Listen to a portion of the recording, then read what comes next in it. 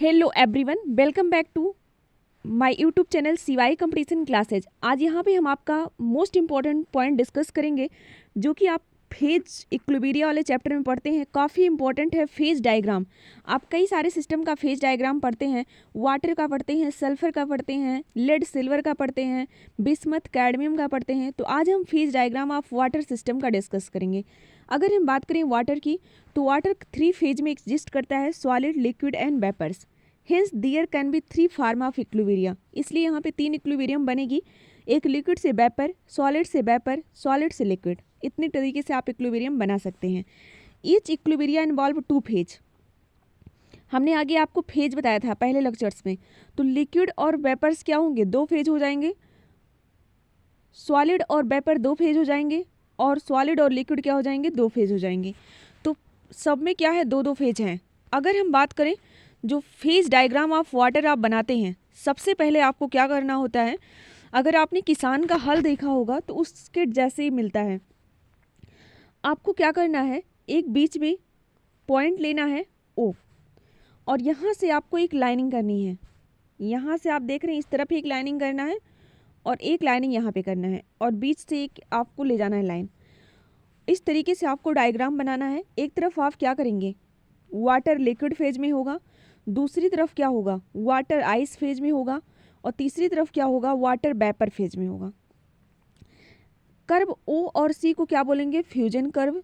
Curve O और ए को क्या बोलेंगे, वेपर प्रेशर कर्व। इस तरीके से अगर कर्व ओ और बी की बात करें तो उसे क्या बोलेंगे, सब्लिमेशन कर्व। 3 तरीके के कर्व यहाँ पे आपको मिलते हैं। प्रेशर देखिए डिफरेंट दिया है, और यहाँ पे एक टेम्परेचर दिया है, क्रिटिकल टेम्परेचर। क्रिटिकल टेम्परेचर यानी ऐसे टेम्परेचर्स को कहते हैं जिसके आगे गैस में कोई भी परिवर्तन यहाँ पे नहीं होगा। आगे हम और डीपली इसको डिस्कस करेंगे। तो ये आपका फेज डायग्राम ऑफ वाटर है। आपको बहुत ज़रूरी है कि आपको याद होना चाहिए, क्योंकि अभी अलग अलग पॉइंट पे हम क्या करेंगे, आपका डिग्री ऑफ फ्रीडम निकालेंगे। तो वहाँ पे ये डायग्राम आपको पता होना चाहिए। एक पॉइंट है ट्रिपल पॉइंट। ट्रिपल पॉइंट पे क्या है, जहाँ पे तीनों फेज एक साथ आके एग्जिस्ट कर रहे हैं, यानी वेपर फेज भी आ रहा है, सॉलिड फेज भी आ रहा है, लिक्विड फेज भी आ रहा है। उस पॉइंट को आप क्या बोलेंगे, ट्रिपल पॉइंट। आगे भी हम और डिस्कस करेंगे ट्रिपल पॉइंट होता क्या है। तो ये फेज डायग्राम ऑफ वाटर सभी स्टूडेंट को याद होना चाहिए। सबके दिमाग में हमेशा ये इमेज बना के रखिए कि फेज डायग्राम ऑफ वाटर होता क्या है। अब हम देखें द कर्व ओ ए और ए। देखिए यहाँ पे फिगर में कर्व ओ और ए बना है, लिखा गया है curve O A represent the equilibrium between liquid vapour and vapour at different temperature. It is called the vapor pressure curve of water. At different temperature, degree of freedom in OA curve. अगर हम बात करें degree of freedom निकालना है, तो आगे मैंने आपको फार्मूला बताया था, EF is equal to C minus P plus 2। और मैंने कहा था वाटर एक कंपोनेंट सिस्टम है, वाटर 1 कंपोनेंट सिस्टम है, और फेज यहाँ पे कितने हैं, 2 हैं। देखिए लिक्विड से किस में कन्वर्ट हो रहा है, वेपर में जा रहा है।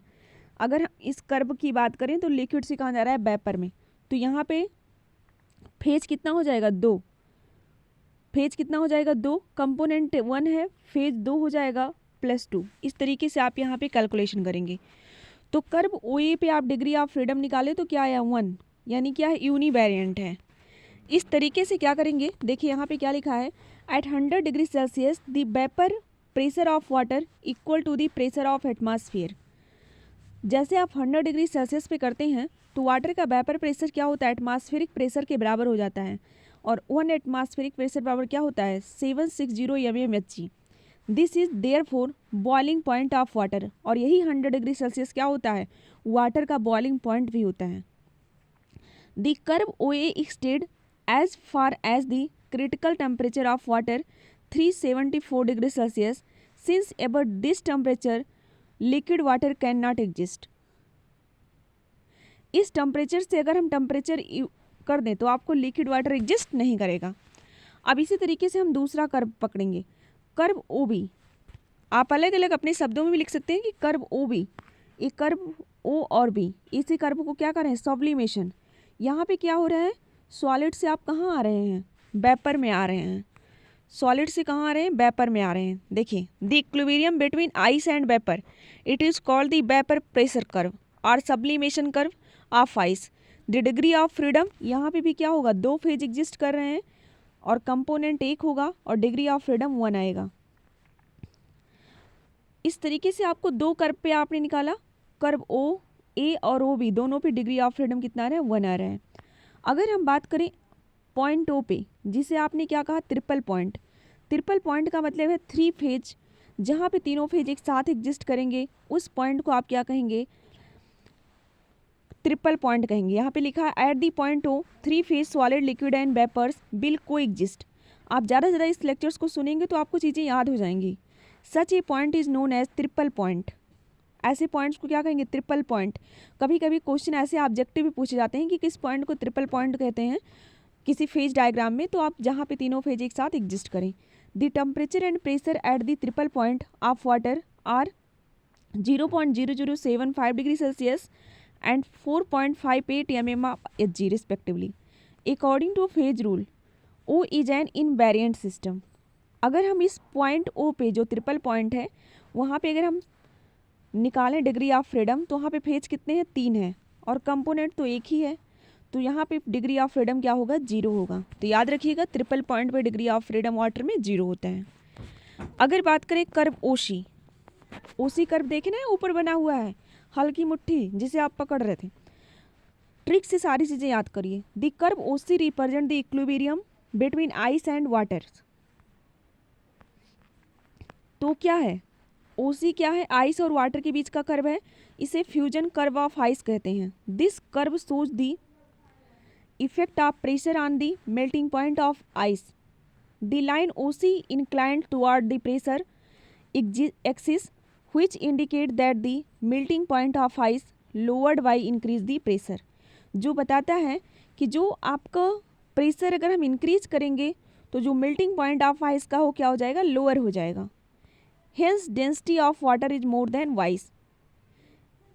इसीलिए जो वाटर की डेंसिटी होती है वो ज़्यादा होती है देन कंपेयर ऑफ आइस, और आइस की डेंसिटी क्या होती है, लेस होती है, जिसलिए आइस क्या करता है, फ्लो करता है सरफेस पे।